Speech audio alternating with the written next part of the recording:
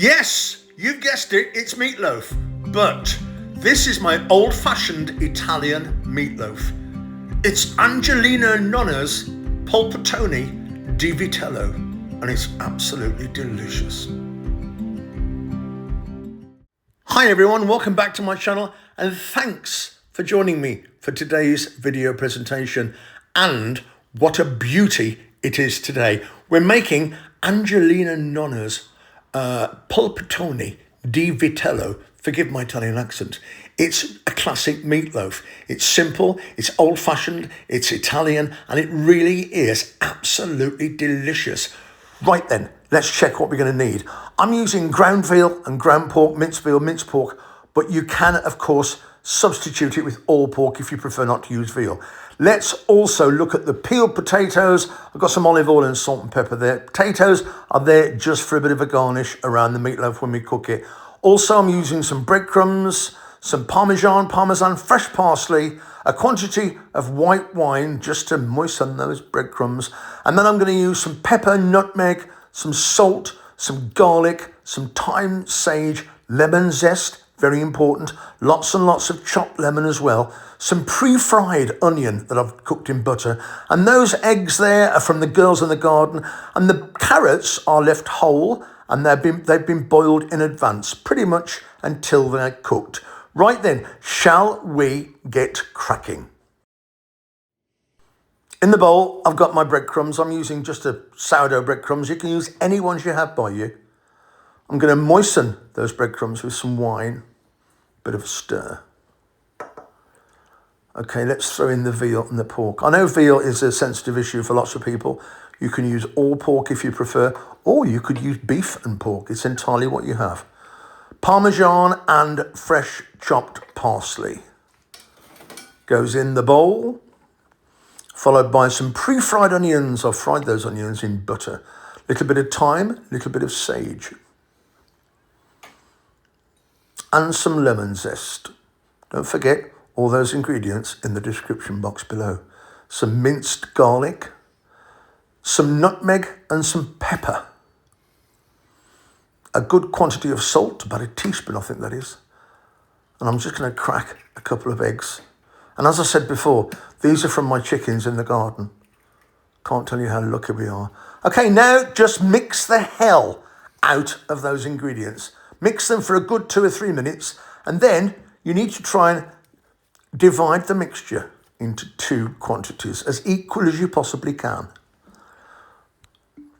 I'm going to just grease my tray with some olive oil, and I'm going to spread it using a lemon wedge, because I think I might have run out of kitchen paper. Spread that olive oil round. We're going to cook potatoes with our meatloaf. I'm taking half the meat and I'm going to shape it into an oblong or a rectangle shape. I've shaped mine into about a 12-inch length. I'm just going to tidy up the edges, make it look as presentable as possible, although it's a meatloaf. Right, the carrots, they've been cooked. We're just going to do 3 rows of carrots. Put those on, and then we're going to take out the other half of our meat mixture. I'm going to separate that into 3 handfuls, placing them carefully on top of the carrots. If you've got a little bit left, just make it up. Try and keep it as equal as you possibly can. And now I want to try and spread that top layer of meat over the carrots. What I like to do is just press my finger down the middle and spread it out. I'm trying to get things as even as possible. I want the shape to be as presentable as possible. But let me just say, it's not about the shape, it's about the flavour of the meatloaf. Once you've got a nice meatloaf shape, nice and tight, try and get it as compact and as tight as you possibly can. I think that's about pretty much ready now. So what I'm going to do now, along the top, I'm just going to garnish it with some thin half slices of lemon. That's going to give us an extra bit of flavour. That's looking fine. All ready for the oven. What I want to do now, for the first part of the cooking process, I'm going to cover it with a double sheet of aluminium tin foil.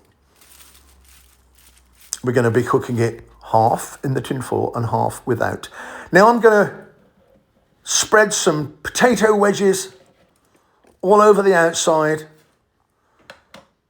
along with some generous chunks of lemon, just to influence that potato. There's something about roast potato with little bits of lemon and olive oil that I absolutely adore. And don't forget, these potatoes will help you enjoy this meal. They complement the veal meatloaf perfectly. A few sprigs of fresh rosemary is going on there too. That may not have been in the original list of ingredients. You don't have to use the rosemary. Just a pinch of mixed herbs is fine. And once I've put the rosemary in, I'm going to drizzle some extra virgin olive oil, and before I do that, I'm going to put some salt and pepper over my potatoes as well. I'm a great believer in ample seasoning.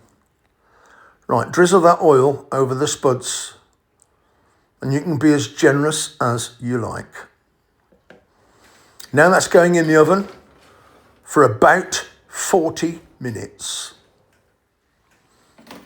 I'm going to bring it out.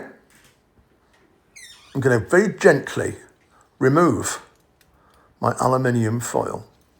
And there's no colour on the meatloaf, but the cooking process is well and truly underway. Okay, I'm just going to drizzle an extra bit of olive oil over that lemon. Back in the oven for a further 30 minutes. And how about that? It looks fabulous. We've got a lovely bit of colour on the crust of the meatloaf. The potatoes are cooked perfectly. It's my Italian meatloaf, everybody, or polpettone of Angelina, Nonna. And it's absolutely perfect for any family dinner if you fancy an Italian flavour. Let's just take off a couple of the lemon pieces. Shall we slice it, see what it looks like inside? Oh my goodness, there's the carrots. It just looks lovely, doesn't it? There's something very, very traditional about the appearance of this meatloaf. It's slightly clumsy. It's not perfectly shaped, but I promise you, it is absolutely spectacular. It really is. And as usual, everyone, if you've enjoyed the video, don't forget to subscribe, smash that like button. It's huge for us with the algorithm. And please share this video with your friends. Let them know how good this meatloaf is. If you do cook this, I would love to hear exactly what you have to say. Don't forget to enjoy it with a very nice glass of, well, I don't know, you could have Chianti, you could have Pinot Grigio, you could have Valpolicella, whatever you fancy. I'm going to get stuck in. I'll see you guys very soon.